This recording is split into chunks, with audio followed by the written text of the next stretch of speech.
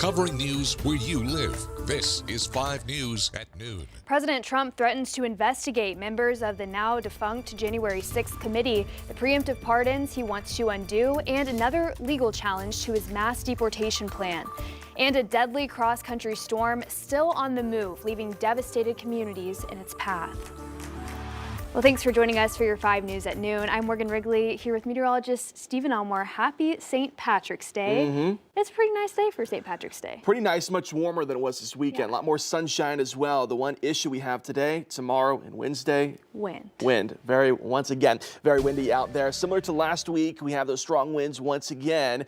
And today, those wind gusts will peak out near 30, 40 miles per hour at its worst. I think we have even stronger wind gusts by the time we get to our Tuesday. Current temperatures, though, really not too bad. Again, here's the positive sign of all that strong wind. It's boosting our afternoon highs back up into those low to mid 60s, even 70 degrees there in Poto here at the noon hour. I think for the most part, everybody reaching up to the mid to upper 70s for today. And again, should see lots of sunshine along the way as well. We have that red flag warning across parts of northwest Arkansas, Benton, Washington County. That's for the strong winds and the dry vegetation, increasing that fire danger for today. Even if you're not highlighted there for today, that fire risk still not great because of the strong winds. Sustained winds anywhere between 10 up to 20 miles per hour going into this afternoon. Again, at its worst, those peak wind gusts could be anywhere from 30 to 40 miles per hour. Here's a look at what we're tracking over the next couple of days. Warm and windy once again for tomorrow. But by the time we get to Wednesday, yes, we still have strong winds, but it's going to be much cooler with that next cold front. We'll talk about it coming up.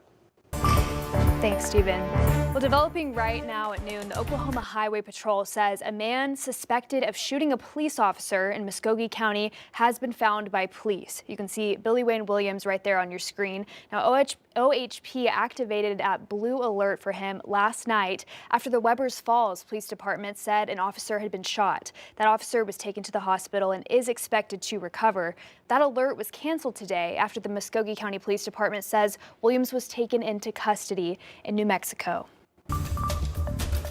President Trump is set to attend a Kennedy Center board meeting this afternoon for the first time since he dissolved the board of directors and named himself the chairman. This comes as the White House stands by the president's decision to invoke a little-used wartime law to deport accused gang members. Torian Small has the latest from the White House, where President Trump also had something to say about some of former President Biden's pardons. The government of El Salvador released video of what it says are planes from the U.S. carrying nearly 250 Venezuelan migrants, many accused gang members. President Trump invoked the Alien Enemies Act to carry out the quick deportations without the usual legal steps. This is a time of war because Biden allowed millions of people, many of them criminals, many of them at the highest level. These were bad people. On Saturday, a federal judge ordered the flights to return to the U.S., but the Justice Department said the planes had already left U.S. territory, so the courts had no jurisdiction. On Fox and Friends Monday, President Trump's so-called border czar said more flights are planned. We're not stopping. I don't care what the judges think. I don't care what the left thinks. We're coming. The Alien Enemies Act has only been invoked 3 times in U.S. history. President Trump's use of it in this circumstance has sparked lawsuits. The law is crystal clear that it can only be used in a declared war or where a foreign government or nation is actually and militarily invading our country. That is not the situation here. President Trump is also warning his political rivals that they are now subject to investigation, even though many of them already received preemptive pardons from former President Biden. In a social media post, Trump claims Biden's pardons of members of the January 6th Select Committee are void because he says Biden's signature was done by AutoPen, and he claimed without evidence that Biden was unaware of the pardons. Among those who received preemptive pardons, Democratic Congressman Benny Thompson and former Congresswoman Liz Cheney. Torian Small, CBS News, the White House. Well, Arkansas lawmakers will have a final review of a new bill that could create a purple alert system for missing adults with cognitive disabilities or mental health impairments. This new system would function similarly to existing amber alerts for children and silver alerts for seniors, allowing law enforcement to quickly notify the public when an at-risk adult goes missing. The bill, sponsored by Senator Breon Davis and Representative Deanne Vaught, has already passed in the Arkansas House. It went through the Public Health, Welfare, and Labor Committee at 10 this morning for review. This is a story we've been following closely. Governor Sarah Sanders now has a bill on her desk that could bring executions back to Arkansas. The bill would allow nitrogen gas as a method of execution. If Governor Sanders signs House Bill 1489 into law, executions could resume in Arkansas using nitrogen hypoxia, a process that replaces oxygen in the body with nitrogen gas. The bill cleared the Arkansas House and Senate with strong support. Sanders has 5 days to sign or veto the bill. And while she hasn't commented publicly, her office did not try to block it. Well, this is a live look in Fort Smith out at the Marshals Museum, where in just hours, the mayor, George McGill, will deliver his State of the City address. The mayor is expected to outline his vision for the city and provide some updates on big projects for the area. The address is tonight at 6 in the Reynolds Room at UFAS. If you can't attend in person, you can watch it live on the Fort Smith City Facebook and YouTube pages. Well, developing now, Wayne Britt, former CEO of Tyson Foods, has passed away at 75. Wayne Britt, a Fayetteville native, led Tyson for nearly 3 decades, rising from controller to CEO.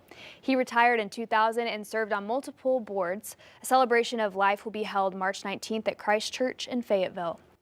And tensions continue between Northwest Arkansas National Airport and the city of Highfill over the allocation of sales tax revenue. XNA says the city hasn't properly used the funds, and now they are considering legal action. XNA gave Highfill until 5 p.m. Friday to accept a settlement offer, but the city missed the deadline. XNA claims Highfill has improperly allocated over $800,000 in sales tax revenue since October 2024. With no resolution, the airport's board will meet Tuesday to decide whether or not to sue the city. This comes after multiple failed attempts to settle the dispute outside of court. Well, how many times have you been through the airport with your small child and realized you don't have any diapers in the diaper bag? Well, that's a thing of the past at the Northwest Arkansas Regional Airport. 5 News anchor Darren Bobb says a Dallas, Texas woman's idea of a new business has come to the rescue. Erin England says starting Diaper Concierge came out of necessity. I'm at a restaurant. It's time for a diaper change. It's a code brown. You know what that means.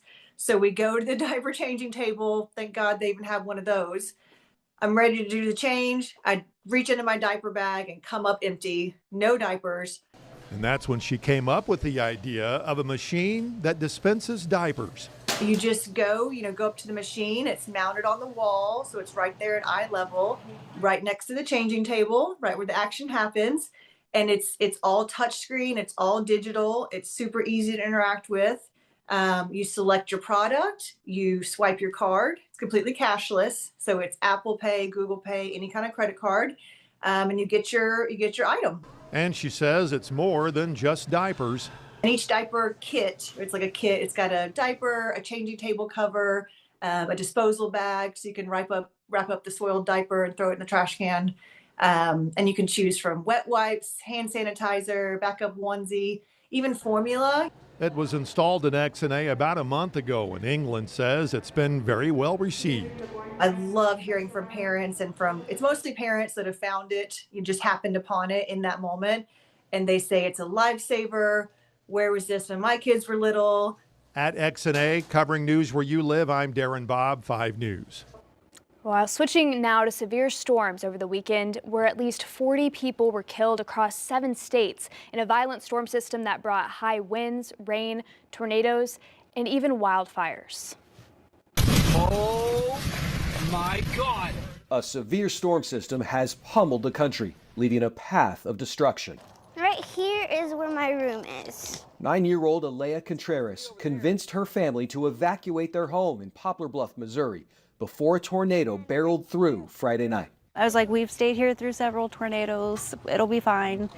And then she's like, no, Mom, we need to leave. Alea's mom, Kelsey Webb, heeded her 3rd grader's warning, driving away minutes before the tornado hit.